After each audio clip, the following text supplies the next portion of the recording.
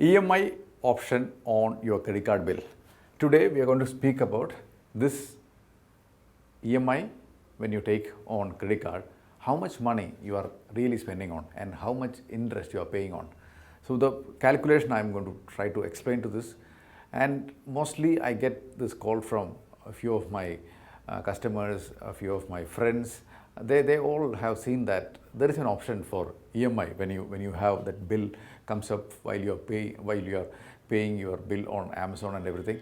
Especially if you have a bill of, let's say, 10,000 plus, the bank or the credit card company, they will ask you that why don't you go for a EMI option. That too, it's a very less paperwork, no paperwork at all.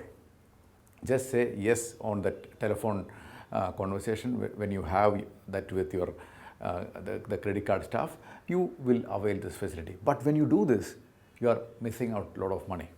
You will be kind of creating a hole on your financial or wealth creation journey. So today let us understand that how much of money you are extra paying for that option when you are availing it. Okay, so EMI option on your credit card bill or any of your credit card payment.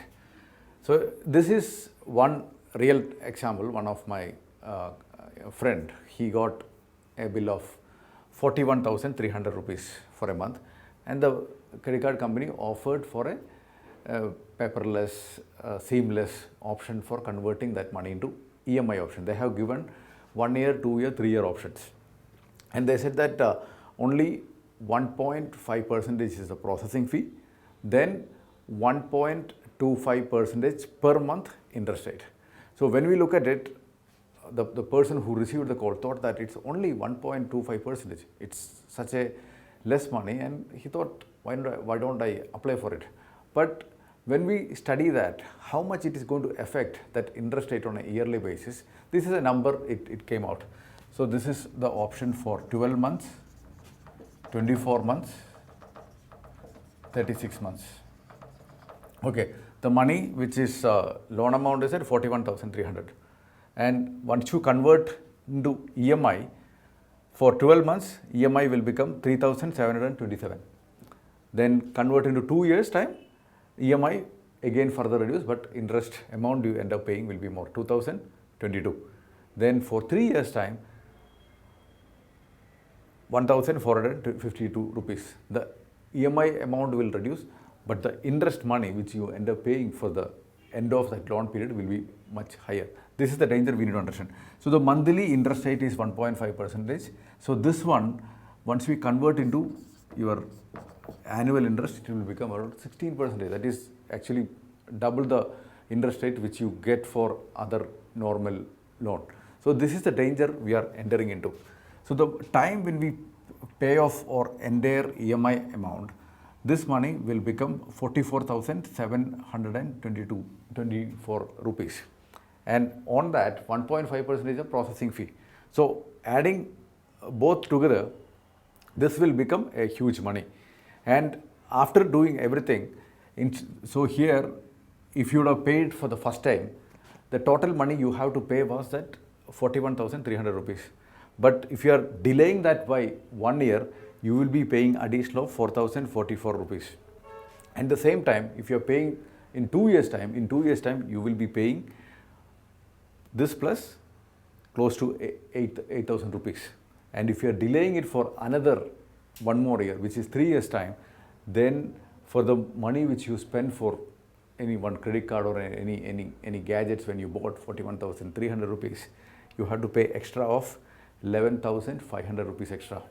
So this is the danger we get into that. If you are keep doing this kind of indisciplined behavior in terms of paying credit card, this will end up becoming a lot of debt in our wealth creation journey.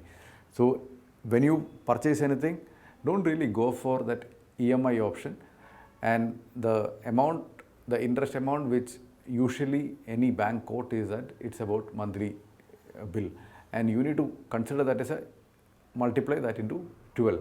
So which means the interest rate will be much higher. We are not here talking about that any credit card company is doing anything bad or anything. They are doing their business, and it is, if you are in a real need and if you are getting at a higher rate, it may be useful for you.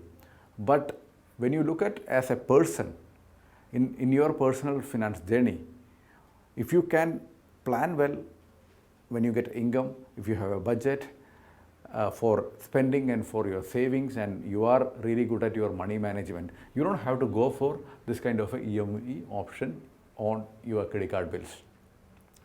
So this is mainly for managing your own money discipline, not to talk about any other product features or anything.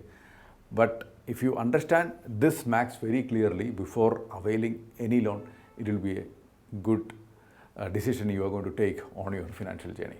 I hope this content will add value when you plan about, or when you take any decision on going for a loan.